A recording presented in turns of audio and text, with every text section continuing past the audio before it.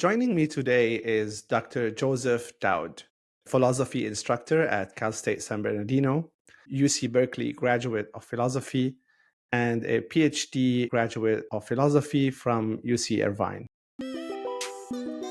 Welcome to the Singularity Syndicate podcast, where we bring together leaders, researchers, innovators, and intellectuals to discuss transformative technologies shaping our future. I'm Najah Faisal. So, in line with our first episode that we had together, we touched upon machine consciousness. So, let's take it from there, shall we? Sure, that sounds great. I actually have a few thoughts about this, about machine conscious. Everyone talks about artificial intelligence. That's the big topic right now. But I think that when it comes to AI, although we call it artificial intelligence, the real kind of meaty philosophical question really has nothing to do with intelligence. There's a lot of discussion about whether machine intelligence is real intelligence, whether machines can really think or not. I watched a podcast you did with Professor Duncan Pritchard, where you talked about that issue. Or you kind of touched on it a lot. But I think that actually where the real money is, philosophically speaking, has nothing to do really with whether machines can think. And I'll use an example to show what I mean. Okay, so let's say we have a pocket calculator. Okay. Now, this pocket calculator can solve math problems way faster than I can. So in a sense, if you wanted to, you could say that the calculator is smarter than me when it comes to, and if you want to call that thinking, I'm fine with that. I don't have a problem with that, mainly because I'm not interested in arguing over definitions. If you want to call that thinking, you can call it thinking.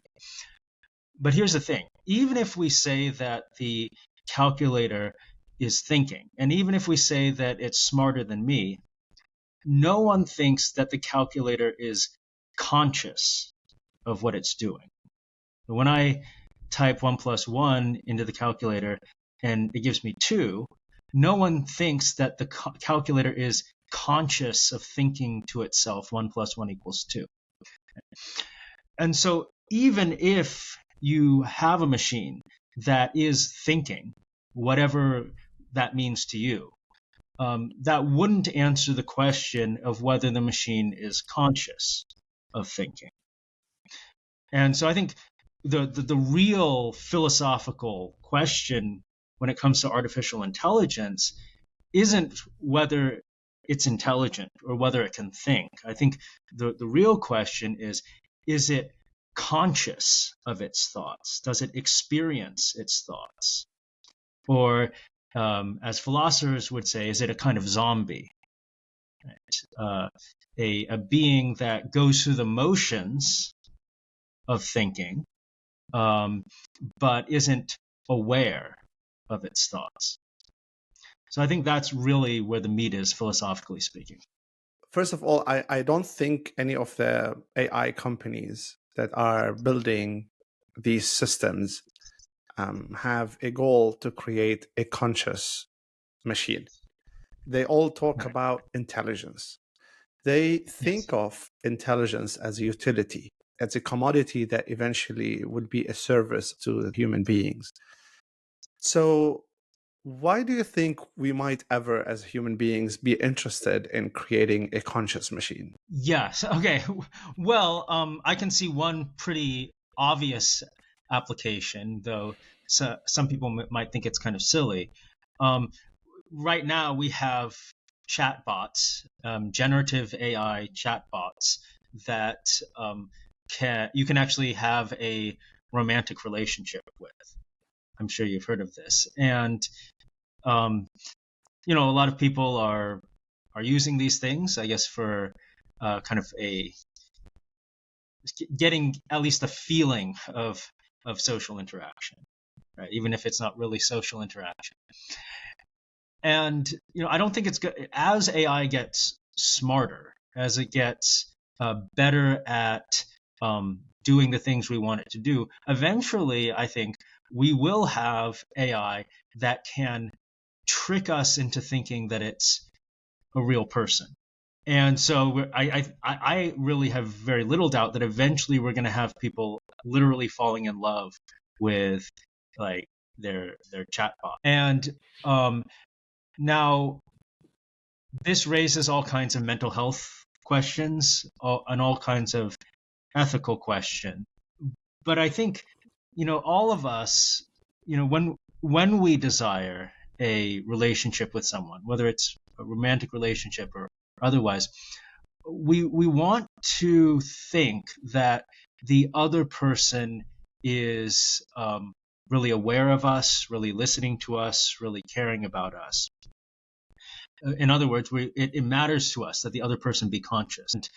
And so once we have AI that is good enough to trick us into thinking that it really cares about us, it will then become important to us, those of us who fall in love with our robots or whatever. It will become important to us that the robots actually be conscious.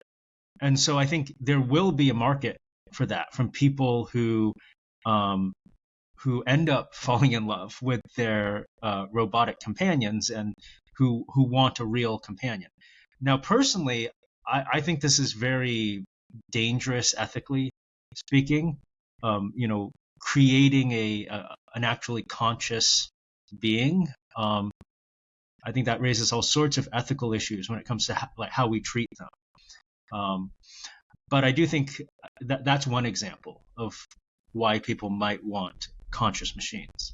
Me and you have talked a lot about Christoph Koch's and the IIT, the Integrated Information Theory, which doesn't rule out necessarily that machine can obtain conscious experiences. So first of all, do you think that machine can obtain consciousness? Yes. And the reason is simple. We already have conscious machines. They're called humans and dogs and cats and whatever else. I just mean, well, we are, in a sense, biological machines. We're made out of parts that interact with each other. That's, heart, liver, kidneys. We have all these different parts that interact to keep us alive. You could call that a machine. Right? It's just a machine made out of wet, gooey stuff instead of hard, metallic stuff. Right? And so, in a sense, we already have conscious machines. And therefore, I see no reason in principle why we couldn't build conscious machines. Do you think that our approach with big data is taking us towards intelligence? And is it taking us towards consciousness too in the same line, or we need different approaches, you think? Okay, so I think there are three questions we need to distinguish here. One question is, are the generative AIs that are created using the big data approach, are they really thinking or not?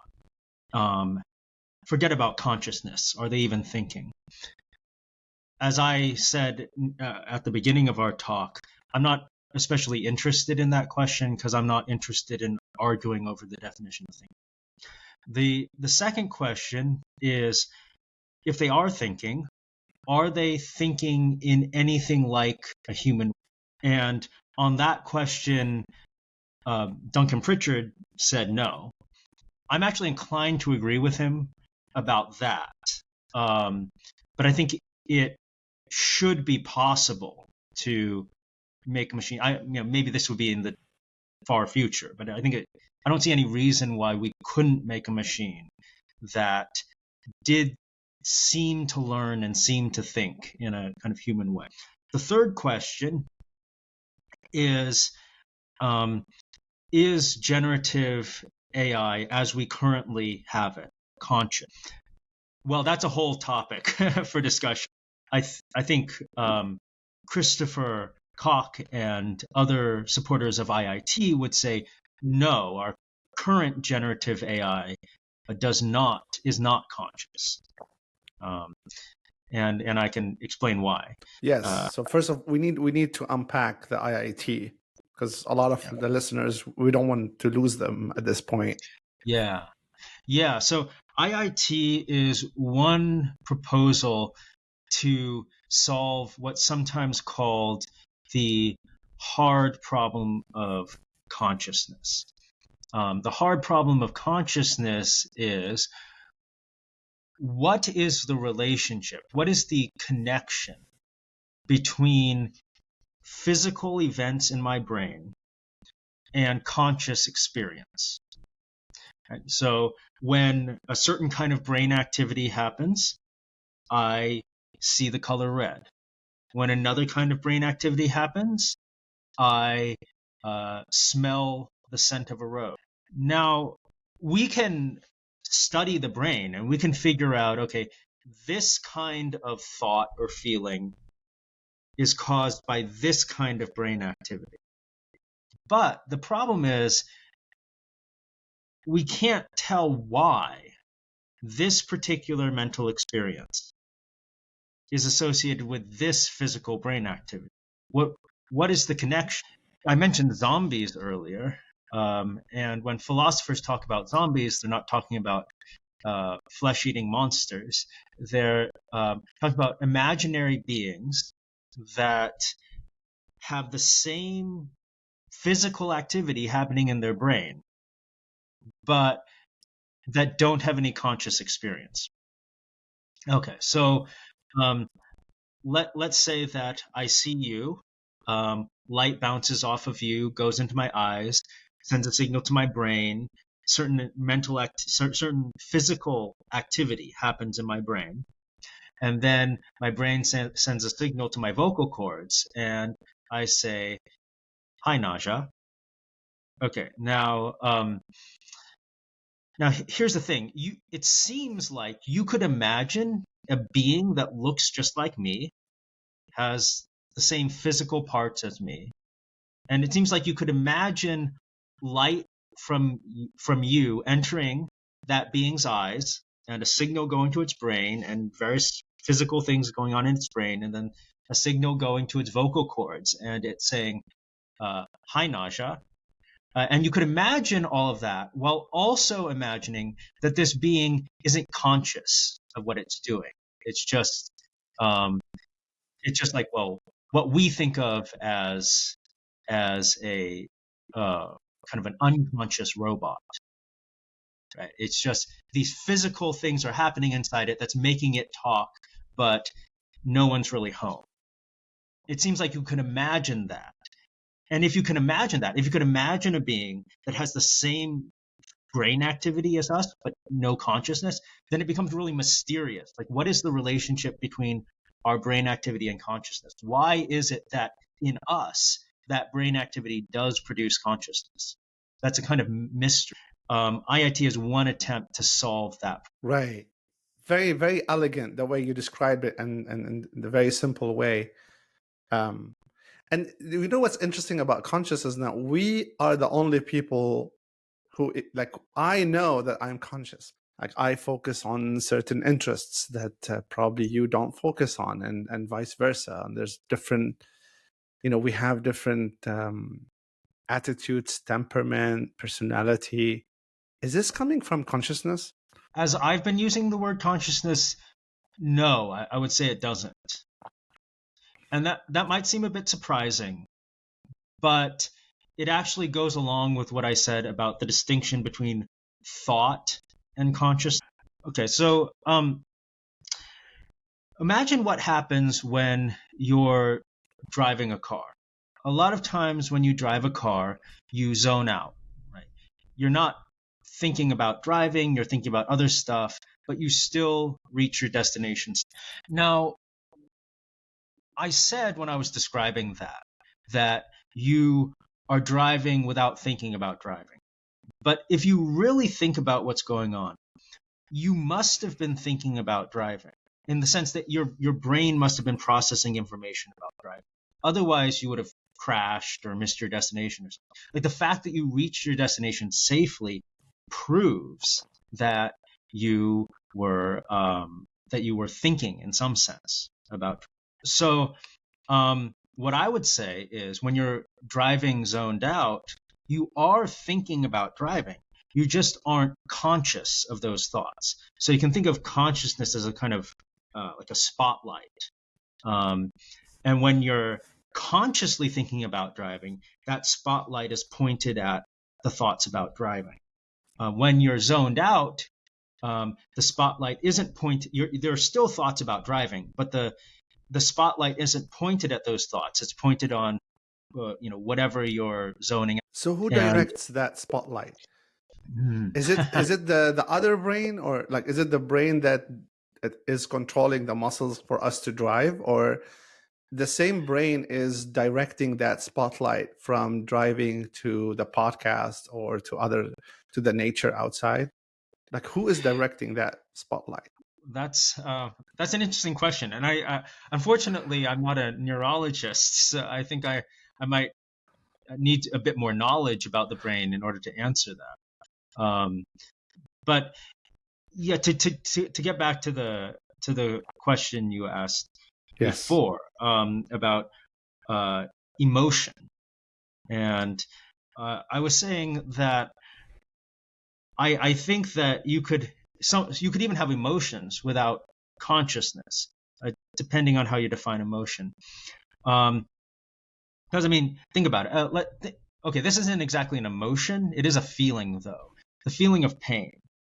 Have you ever had a time when, let's say you're like playing a sport or something, and like you get injured, but you're so caught up in the game, you don't think about it. Like you don't even realize that you're injured until after the game ends, and then suddenly you realize that you're hurting. Right? Well, that wound's been there for a while now, and it's so presumably it's been sending pain signals to your brain for quite a while now. And so, I would the way I would describe it is you have been in pain. You just haven't been conscious of it. Now, if you can be in pain without being conscious of it, it stands to reason. Like you could be angry without being conscious of it. There could be some sadness or some happiness in your mind without you being conscious of it. That seems plausible to me.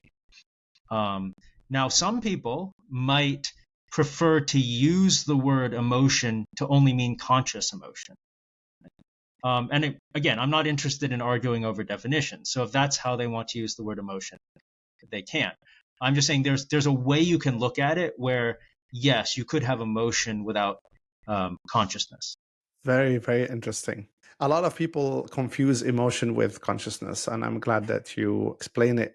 Now, back to IIT, Integrated Information Theory.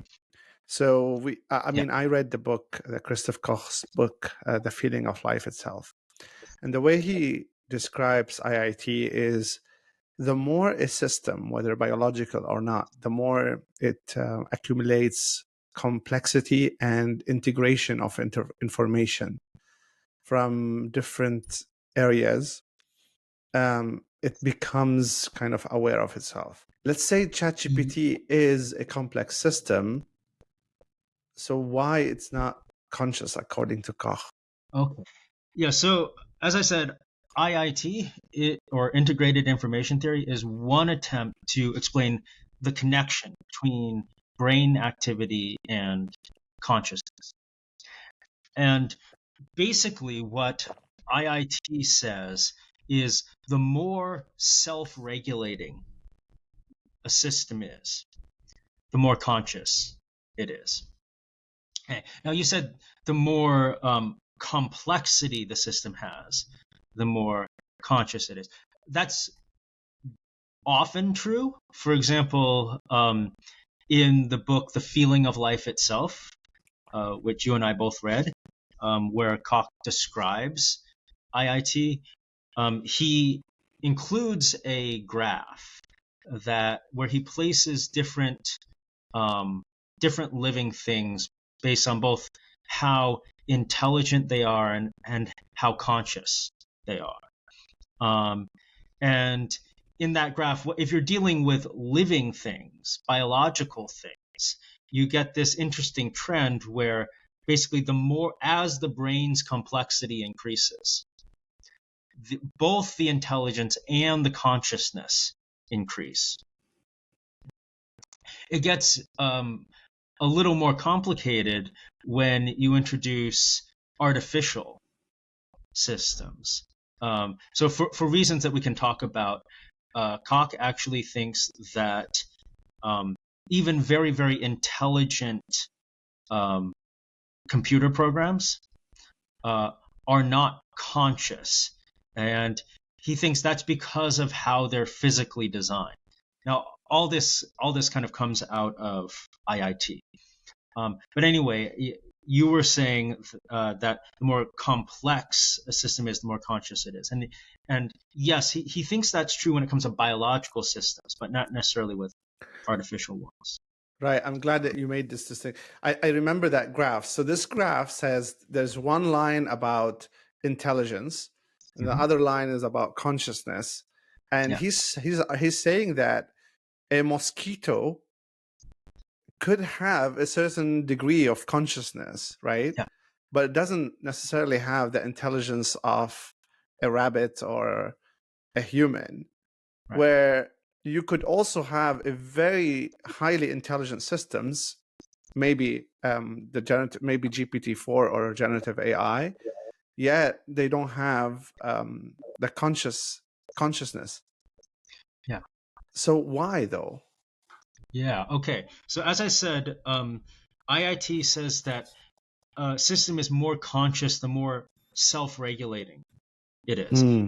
What that means is it's more conscious the more its own parts are able to influence each other apart from outside influence. Now, the interesting thing is when you apply IIT to like ChatGPT, you get a very surprising result. So remember, I said according to IIT, the more self-regulating a system is, the more conscious it is. ChatGPT, in a sense, is very self-regulating because the program just working within itself can generate a lot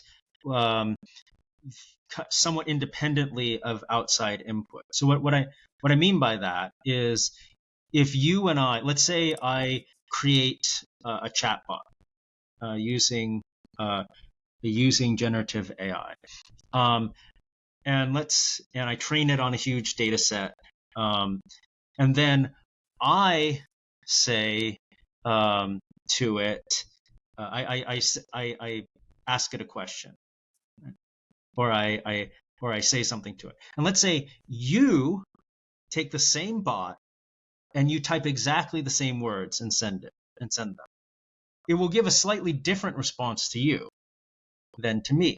The input was the same, but because of its own internal processes, it generated slightly different answers.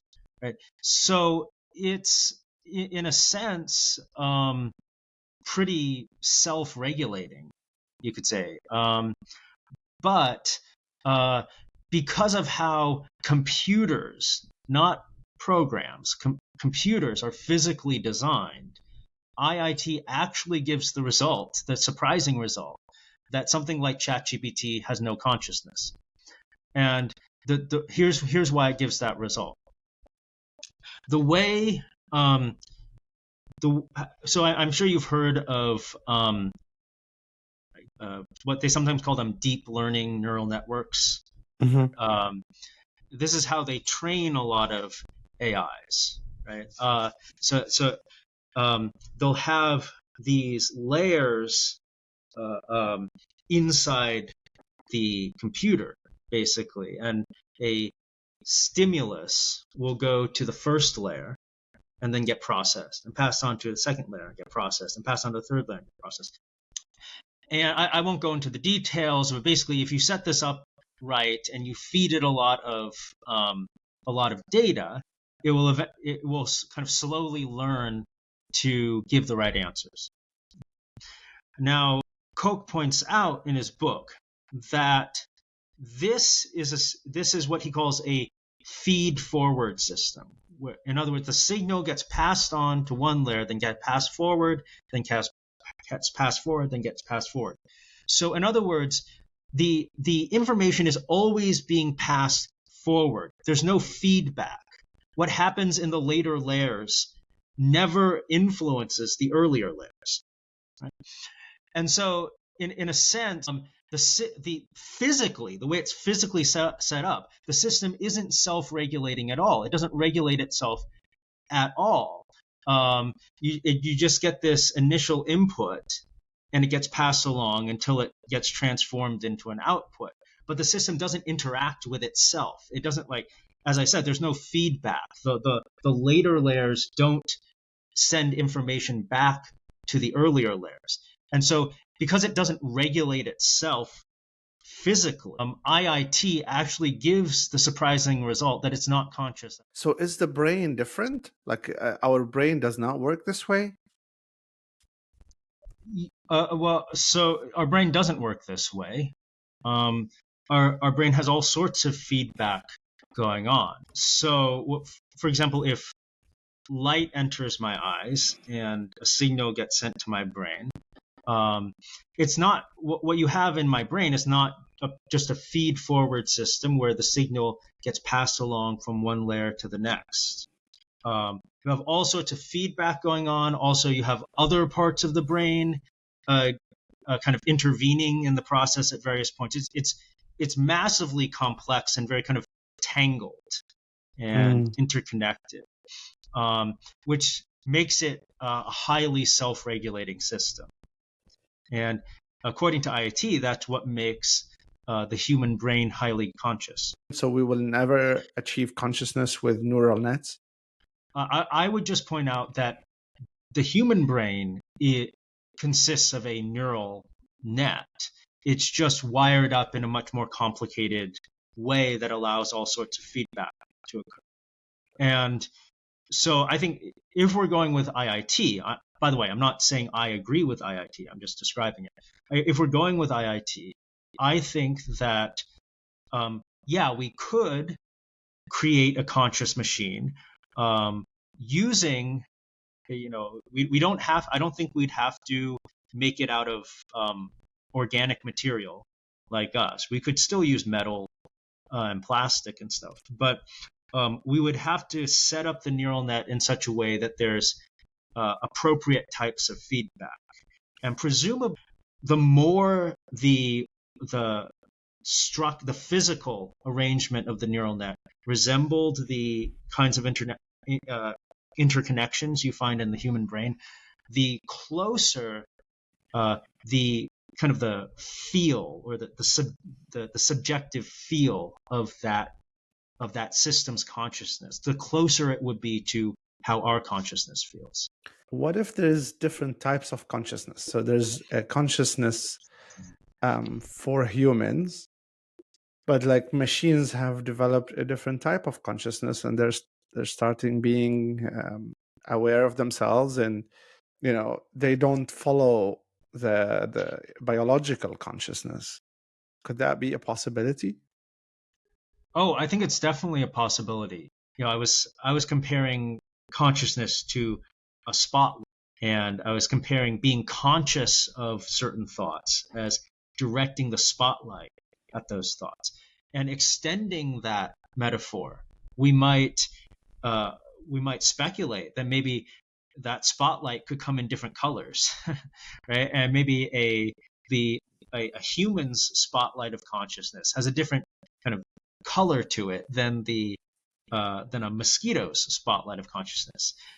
So in other words, maybe it's not just the content that would be different, thoughts and emotions. Maybe it would that the actual feel of the consciousness itself would be different. Do you have any final thoughts? I think it's really important for there to be conversations like this between philosophers like me or like Duncan Pritchard and people who are more into the tech space, because the entire field of cognitive science, a relatively new academic field, that whole field resulted from interaction between philosophers, psychologists, and people researching artificial intelligence. So I think really, if we're going to get a handle on the big issues facing us when it comes to things like AI, I think we will need to have more conversations like this, that connect the world of philosophy with the tech world.